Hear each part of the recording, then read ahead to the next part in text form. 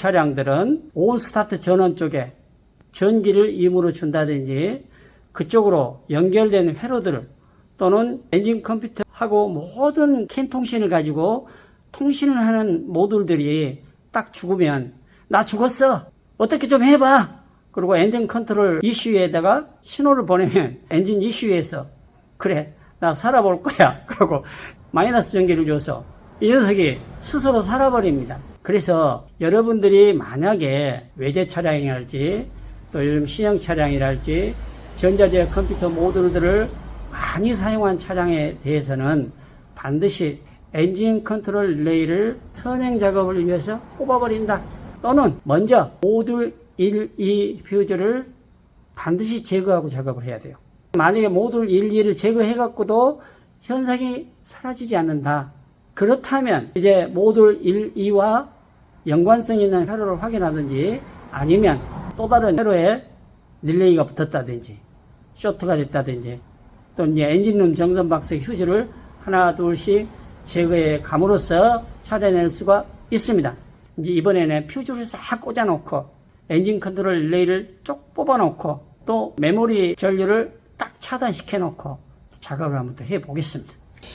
엔진 컨트롤 이 릴레이를 먼저 뽑아 놓고 작업을 해보죠. 전기를 연결을 해서 자 똑같이 깜빡깜빡깜빡깜빡 하죠. 자 그러면 엔진 컨트롤 릴레이를 뽑고 앰프 퓨즈를 한번 뽑아 볼게요. 불이 어떻습니까? 안 가죠. 자 메모리 1을 한번 뽑아 볼게요. 자 메모리 1을 뽑았어요. 자 그랬더니 불이 오히려 더 밝아졌죠. 그러면 차단 스위치를 먼저 차단 한번 해볼게요. 그 암전류 차단 스위치 오프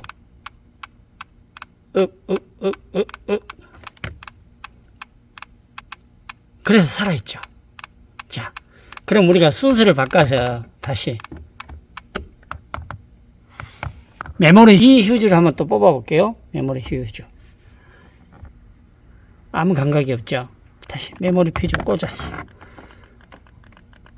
자 그러면 우리가 방전을 잡기 전에 예비 작업을 먼저 한번 해보도록 하겠습니다. 예비 작업을 하지 않으면 방전을 휴즈를 다 빼도 잡을 수 없다 결론이죠.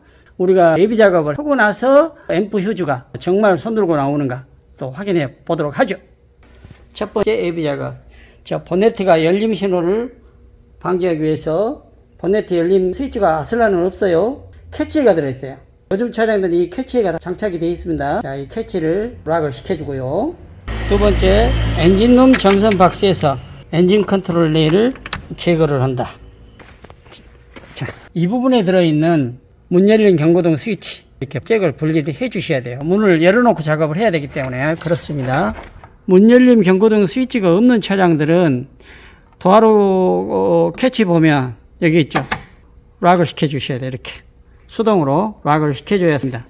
다시 문을 열어놓고 다시 락을 한번 시켜 볼게요. 자, 락을 시켜야 문 열림 경고등이 꺼지면서 전류가 소모되지 않겠죠. 자, 암전류 스위치가 있는 차량들은 반드시 오프 시켜야 돼요. 자, 오프 시켜놓고 그 다음에 어쩐다? 메모리 퓨즈 원 휴즈를 우리가 뽑아 놓을 겁니다. 자, 뽑았어요. 이제 전구를 연결을 한번 해 봅시다. 이 상태에서 이제 마지막에 전기선을 연결을 했어요. 자, 연결을 했어요. 앰프 퓨즈를 한번 빼러 가보시죠. 방전을 잡기 위한 예비 작업을 지금 다 마쳤어요. 우리가 조사해 본 결과 어떻습니까? 앰프에서 지금 먹었죠, 전기를. 그런데도 불구하고 전기가 안 갔죠. 자, 앰프 이제 빼볼게요. 앰프선 뺐습니다. 어쨌습니까? 자, 도난경보가 작동이 되지만은 전기가 확연하게 확 줄어들어 버리죠. 자, 다시 한번 꽂아 볼게요. 이 상태에서. 자, 꽂았습니다. 자, 빼볼까요? 자, 요거 이제 길게는 4, 5분까지 지나면 완전히 전구는 소멸됩니다. 똑딱 하는 그 도난방지 장치가 작동하니까요. 이 상태가 지금 현재 범인이 잡힌 겁니다. 자, 앰프. 자, 뺐죠. 자, 확실하게 차이가 나죠, 이제. 예, 그렇죠. 자, 그러면 회로도로 우리가 다시 한번 돌아가서 구경을 한번 해보죠. 암전류 차단 스위치를 차단을 시켰죠. 그랬더니 여기서 메모리 1에 가는 전류를 싹 끊어놓고 또 휴지도 뺐죠. 두 번째, 메모리 2에서 요리 가는 리시버라고 써졌는데 이게 뭐냐면 스마트키 리시버예요. 스마트 컨트롤 모드로가 연결이 되어 있죠. 예, 바로 이 녀석이 살아있어야 스마트키가 작동을 하기 때문에 그렇습니다. 메모리 1에서 공급하는 전기를 볼까요? 만약의 경우에 이 실험을 해서 싹 갔어. 싹 뺐는데도 불구하고 전류가 들어왔다. 예를 들어서 여러분 들어오게 되면 조사 과정은 간단하죠. 메모리 2에 연결된 퓨즈에서 리시버, 이 녀석이 전기를 소모할 수도 있고 메모리 2를 빼보면 알 수가 있겠죠. 그걸 빼도 만약에 또 들어온다. 그러면 이제 메모리 1 쪽을 들어가야죠. 메모리 1 10A. 자, 넌 어디야? 메모리 1하고 멀티미디어가 지금 현재 죽었었죠. 왜냐하면 암 전류 차단 스위치에서 온 전류가 결국 멀티미디어 메모리예요. 만약에 선행 작업을 했는데도 불구하고 불이 안 간다. 그럴 경우에는 이제 여기서 보는 거예요. 메모리 1 휴지를 다시 한번 꽂았다가 빼본다. 두 번째는 암 전류 차단 스위치를 온 시키고 그 다음에 메모리 1을 뽑아보는 겁니다. 메모리 1에서 공급된 게 에어컨 컨트롤 모드, 헤드업 디스플레이, 자기 진단기, 계기판 뭐 쭉 있죠. 이 부분에 커넥터를 하나씩 제거해보면 그냥 답이 나와요. 또 만약에 메모리 1을 뺐는데도 불이 들어온다 그러면 퓨즈 다시 꽂아놓고 멀티미디어 퓨즈를 빼보면 가게 돼 있어요. 그럼 멀티미디어 퓨즈는 어디하고 연결돼 있다? 프런트 모니터, AV, 내비게이션, 헤드 유닛. 딱 범위 나와 있죠. 단순한 작업 같지만 예비 작업을 위해서는 반드시 첫 번째 엔진 컨트롤 릴레이를 뽑아라. 엔진 컨트롤 릴레이를 뽑아놔야 앰프가 죽으면서 나 죽었어 그러고 PCM에다가 말을 하게 되면 PCM이라는 녀석이 살려줄게 하면서 엔진 컨트롤 릴레이에 마이너스 접지 신호를 주게 되면 점화 코일하고 센서 1, 센서 2 쪽에 전류를 딱 공급해 버려요. 공급해 버리면 꼬마 전구를 배터리 마이너스에서 장착했던 게 불이 들어와 버리니까 결국은 앰프가 고장 난 것은 우리가 알 수 있다? 모른다. 그래서 첫째 예비 작업할 때는 반드시 엔진 컨트롤 레일을 뽑아볼 것 아셨죠? 두 번째 작업을 해야 될 것이 휴지 배분도 들어가서 외제차도 똑같습니다. 요즘에 신형차를 다 똑같아요. 메모리 1 휴지를 먼저 뽑아놓고 암 전류 차단 스위치를 차단시킨다. 이게 가장 중요한 문제예요. 암 전류 차단 스위치를 차단을 시켜도 메모리 전류를 뽑지 않으면 또 어떤 차종에 대해서는 이게 살아있는 경우가 있어요. 그래서 여러분들이 예비 작업할 때 엔진 컨트롤 레이 뽑는다. 두 번째 메모리 1 휴지 뽑는다. 세 번째 암 전류 차단 스위치가 있으면 암 전류 차단을 시키고 만약에 이게 없으면 어쩐다? 메모리 2까지 뽑아라. 이 작업만 하게 되면 여러분들이 모든 차량의 방전을 다 잡을 수가 있다는 얘기죠.